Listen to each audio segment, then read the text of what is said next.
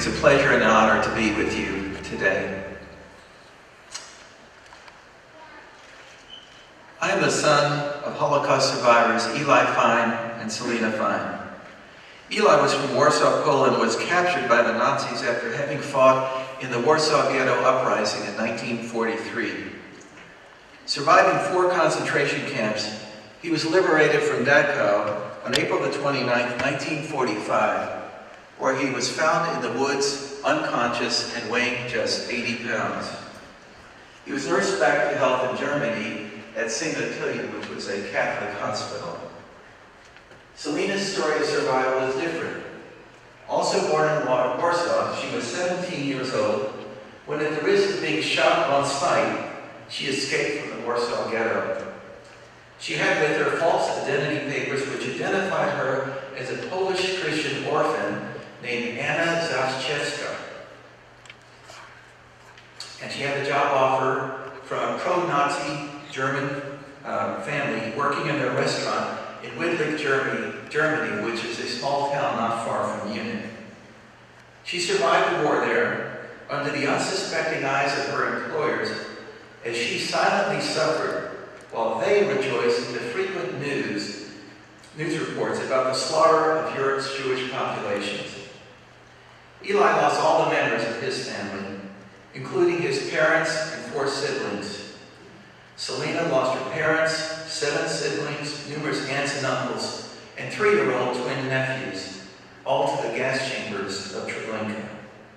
Eli and Selina met in Munich after the war, where Eli was working for the Jewish Joint Distribution Committee, helping survivors locate and reunite with family members who also survived.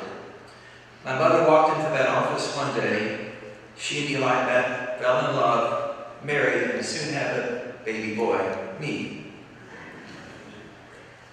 This small family sailed into New York Harbor in July of 1949, past the sheltering arms of the Statue of Liberty toward freedom and the promise of a new life and living the American dream. Selina was then in her early 20s. Eli was almost 40 years old, and 1 year later, they were blessed with the arrival of a baby girl, my sister Helen. I have vivid memories of our first years in this wonderful country. While I was integrating at the nursery school and elementary school and making friends, I gradually became aware of our family's relative isolation. My new friends spoke often about grandparents, aunts and uncles, family reunions, all unattainable dreams to our small family. While my parents were very busy working and going to night school to learn English, very few moments were left to relaxation. I will remember the buzz and excitement in our home upon the arrival of our first, very small black and white TV.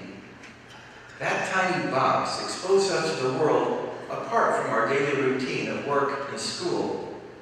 And I remember those occasions when a World War II TV documentary that I did not quite absorb or yet understand would have the effect of bringing tears to my parents' eyes. What, I wondered, could have upset them so much that the TV program somehow pertained to us? I gradually came to feel, without comprehending the source, that there was some sort of unmentionable cloud of suffering and sadness that permeated our little family unit.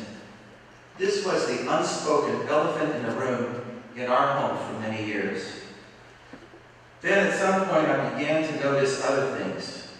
On my father's right arm, right here, there was a tattoo, the letters KL in blue ink, over which he wore his wristwatch as if to hide a symbol of some vivid humiliation and pain. Why, I wondered, did he have this tattoo? None of my friends' fathers had such a mark.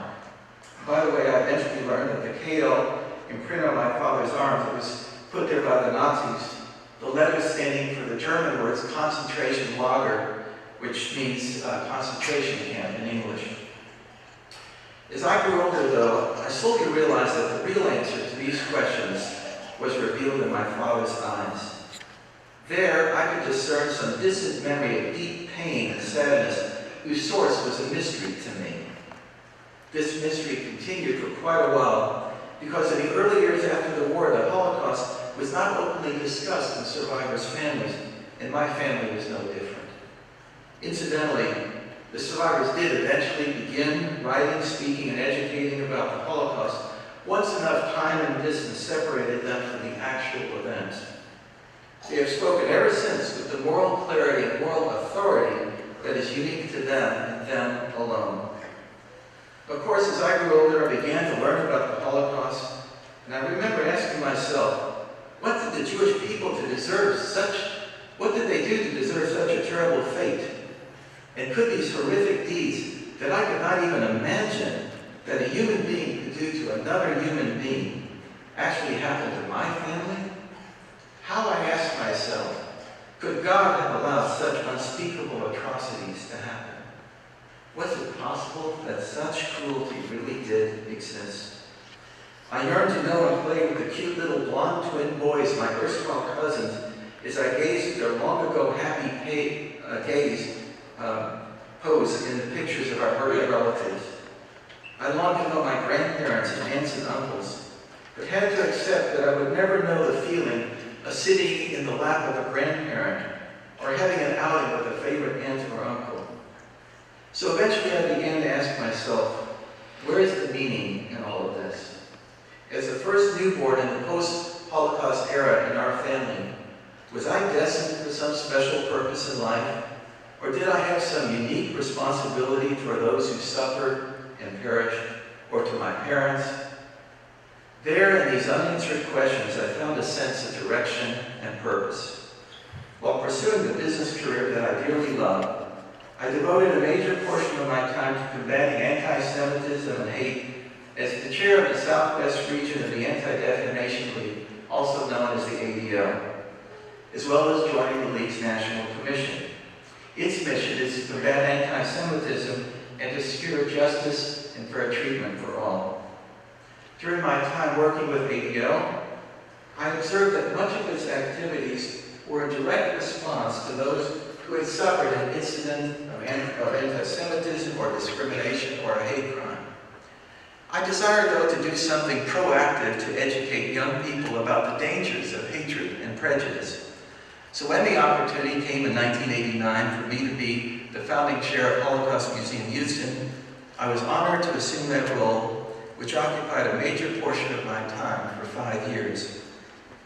I also have served and continue to serve on the State of Texas Holocaust and Genocide Commission. This commission does an outstanding job providing resources and educating throughout Texas about the Holocaust and other genocides in the hope that education about hatred and prejudice will one day help prevent genocides and mass killings of innocents, regardless of race, religion, or ethnic background. This is critically urgent in our current world of rising anti-Semitism and targeted killings of Christians and Jews and others. As a second-generation Holocaust survivor, I believe that the term never again means that no man, woman, or child anywhere at any time should ever experience the cruelty of the Holocaust. I feel incredibly fortunate that my parents and family, with the help of hard work, diligence, and the assistance and kindness of many, triumphed over the past and came to live a blessed life in America.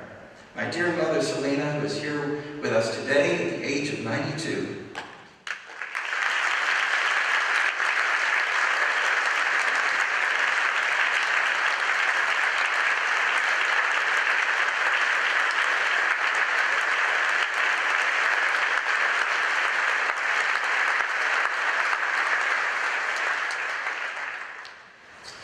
Selena has lived to see the birth of 7 grandchildren and 2 great-grandchildren, and my sister and I have had fulfilling and successful careers.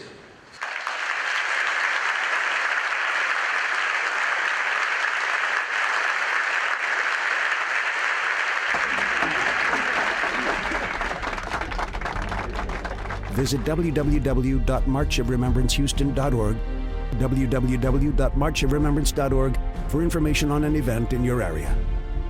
Here, Holocaust survivors, World War II veterans, and/or their families share their experiences as victims and liberators. Experience heartfelt testimonies, healing, and hope. Rise up and march against today's anti-Semitism.